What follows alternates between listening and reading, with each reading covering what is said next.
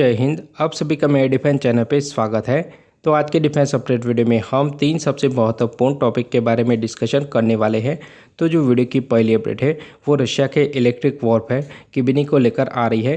तो थोड़े टाइम पहले इटालियन F-35 के द्वारा एक रशियन प्लेन को इंटरसेप्ट किया गया था। तो उस टाइम के दौरान रशिया का एक Su-30 जिसमें किबनी इलेक्ट्रिक वॉरफेयर लगा हुआ था वो अचानक से उन इंटरसेप्शन के बीच आ गया था। तो उस टाइम के दौरान जो F-35 फाइटर जेट था उसने ढंग से जो रशिया का Su-30 फाइटर जेट है उसको डिटेक्ट नहीं किया था। के अलावा वीडियो के नेक्स्ट पार्ट में हम काली वेपन के बारे में डिस्कशन करने वाले हैं। तो अभी फिलहाल काली वेपन को लेकर एक बहुत ही बड़ी अपडेट सामने आ रही है।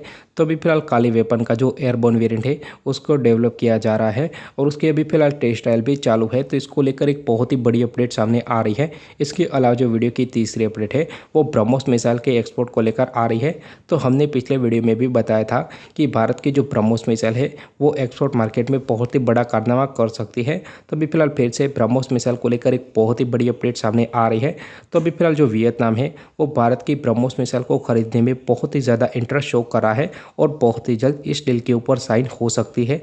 तो इन तीनों ही अपडेट के बारे में 1 बाय 1 डिटेल से डिस्कशन करने वाला हूँ। तो अगर आप मेरे डिफेंस चैनल पे नए हैं तो प्लीज़ मेरे डिफेंस चैनल को सब्सक्राइब करें, बेल आइकन दबाना ना भूलें और कमेंट सेक्शन में जय हिंद जय भारत जरूर लिखेगा।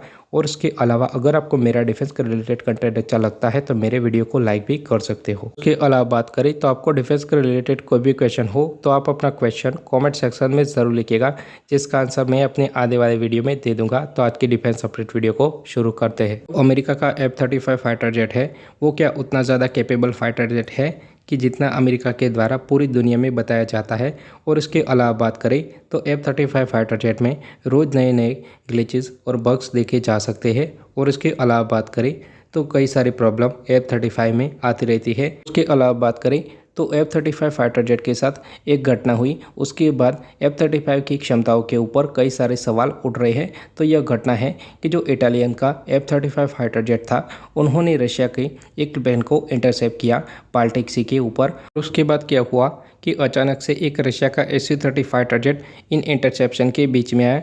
तो उस इंटरसेप्शन के बीच F-35 इस रशियन Su-30 फाइटर जेट को ढंग से डिटेक्ट भी नहीं कर पाया था और उसको पता भी नहीं चला कि कैसे रशिया का Su-30 फाइटर जेट बीच में आया। और उसके अलावा बात करें तो ये जो Su-30 फाइटर जेट था वो बार बार F-35 के रडार से गायब हो रहा था।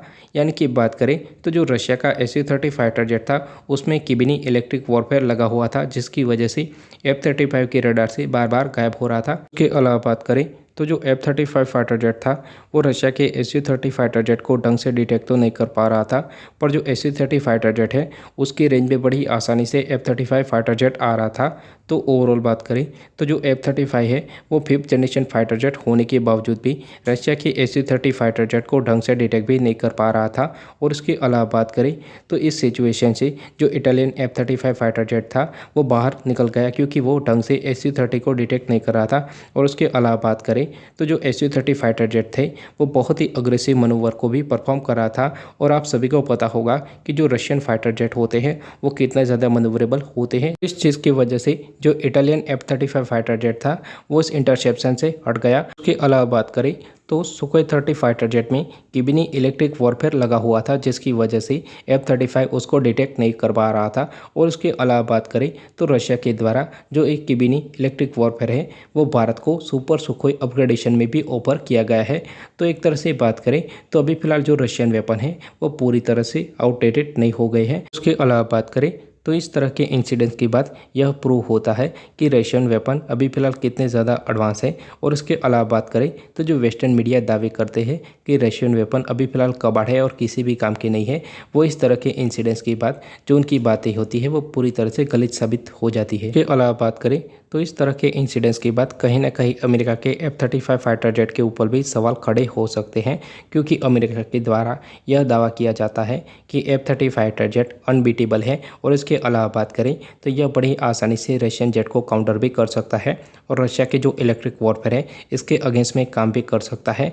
पर इस तरह के इंसिडेंट्स के बाद अमेरिका की भी पोल खुलती है कि कितना ज़्यादा कैपेबल है F-35 फाइटर जेट। और उसके अलावा बात करें तो इस फाइटर जेट के कई सारे पार्ट अभी फिलहाल मिसिंग है, जिसके बारे में पूरी तरह से बवाल मच चुका है। वीडियो की नेक्स्ट अपडेट के बारे में डिस्कशन कर लेते हैं, जो कि काली वेपन को लेकर आ रही है। तो अभी फिलहाल सबसे बड़ी अपडेट तो यह आ रही है कि अभी फिलहाल भारत के द्वारा जो काली वेपन है उसके एयरबोर्न वेरिएंट के ऊपर काम किया जा रहा है और उसके अभी फिलहाल टेस्ट ट्रायल भी चालू है। तो अगर यह सफल रहते हैं तो आगे जाके आपको फ्यूचर में फाइटर जेट में भी काली वेपन देखने को मिल सकता है। तो काली वेपन के बारे में बात करें तो यह वेपन लेज़र टाइप का नहीं है कि फाइटर जेट हो या अन्य टारगेट को बर्न करे। जो काली वेपन है वो अपने टारगेट के जो इलेक्ट्रिक सॉकेट होते हैं उसको नष्ट कर देती है। और उसके अलावा बात करें तो ये भारत के लिए बहुत ही ज़्यादा महत्वपूर्ण प्रोजेक्ट हो जाता है। और उसके अलावा बात करें तो इस तरह के वेपन से हम एक टाइम पे बहुत सारे टारगेट को डिस्ट्रॉय भी कर सकते हैं, क्योंकि एयर डिफेंस सिस्टम से हम मिसाइल को मारेंगे तो एक टाइम पे उसके मिसाइल ख़त्म होने के बाद वह पूरी तरह से सैचुरेट हो जाएगा, यानी कि कुछ भी काम का नहीं रहेगा और बाद में मिसाइल लोड करने के बाद ही उसको फायर किया जा सकता है। इस तरह के वेपन में ऐसा कुछ नहीं होगा, तो उनको कंटिन्यू एनर्जी मिलती रहेगी और यह अपने टारगेट को तबाह भी करते रहेंगे। और इसके अलावा बात करें तो एयर डिफेंस सिस्टम की जो मिसाइल होगी उसको इंटरसेप्ट भी किया जा सकता है अन्य मिसाइलों के द्वारा। पर इस तरह के वेपनों को रोकना बहुत ही ज़्यादा मुश्किल हो जाता है, क्योंकि यह डायरेक्ट एनर्जी ही छोड़ते हैं। तो यह प्रोजेक्ट भारत को आगे जाके बहुत ही एडवांटेज दिला सकता है। हम वीडियो के नेक्स्ट अपडेट के बारे में डिस्कशन कर लेते हैं, जो कि भारत की ब्रह्मोस सुपरसोनिक क्रूज मिसाइल को लेकर आ रही है। तो हमने पिछले वीडियो में डिस्कशन किया था कि भारत की जो ब्रह्मोस मिसाइल है वो भारत को 1 बिलियन से भी ज़्यादा डिफेंस एक्सपोर्ट करवा सकती है। तो अभी फिलहाल एक बहुत ही बड़ी अपडेट आ रही है ब्रह्मोस मिसाइल को लेकर। भारत की जो ब्रह्मोस सुपरसोनिक क्रूज मिसाइल है उसका दूसरा जो पोटेंशियल कस्टमर है वो वियतनाम होने वाला है। तो वियतनाम के जो डिफेंस मिनिस्टर हैं वो 19 जून को भारत के दौरे पर आने वाले हैं। तो संभवत यह है कि जो भारत की ब्रह्मोस की डील है वियतनाम के साथ उसको लेकर कोई भी बड़ी अपडेट सामने आ सकती है। तो भारत और वियतनाम के बीच $625 मिलियन की ब्रह्मोस डील साइन होने वाली है। उसके अलावा बात करें तो फिलीपींस के द्वारा भी एडिशनल ब्रह्मोस मिसाइल को खरीदा जा सकता है और जो ये डील है वो 300 मिलियन के आसपास रहने वाली है। और इसके अलावा बात करें तो मेरे पिछले वीडियो में एक व्यूअर ने पूछा था कि क्या भारत ब्रह्मोस हाइपरसोनिक यानी कि ब्रह्मोस 2 मिसाइल को भी एक्सपोर्ट करेगा या नहीं करेगा। तो इसको लेकर ऐसी रिपोर्ट सामने आ रही थी कि रशिया के द्वारा जो जिरकॉन मिसाइल की टेक्नोलॉजी है उसको बेस करके भारत की ब्रह्मोस 2 हाइपरसोनिक मिसाइल को डेवलप किया जाने वाला है। और इसके अलावा बात करें तो रशिया के द्वारा यह मना किया गया है कि जो ब्रह्मोस 2 हाइपरसोनिक मिसाइल होगी वह सिर्फ भारत के लिए होने वाली है और इसका एक्सपोर्ट नहीं किया जाने वाला है। और इसके अलावा बात करें तो जो ब्रह्मोस 2 हाइपरसोनिक क्रूज मिसाइल होगी वो टोटली सिर्फ भारत के लिए ही होने वाली है, जिसकी वजह से ब्रह्मोस 2 हाइपरसोनिक क्रूज मिसाइल का एक्सपोर्ट नहीं होगा। और इसके अलावा बात करें तो भारत जो ब्रह्मोस मिसाइल है उसको ही ज़्यादा पावरफुल बना के बेचने वाला है। ओवरऑल बात करें तो भारत सिर्फ ब्रह्मोस सुपरसोनिक क्रूज मिसाइल का ही एक्सपोर्ट कर पाएगा, तो जो ब्रह्मोस हाइपरसोनिक क्रूज मिसाइल होगी उसका एक्सपोर्ट नहीं कर पाएगा।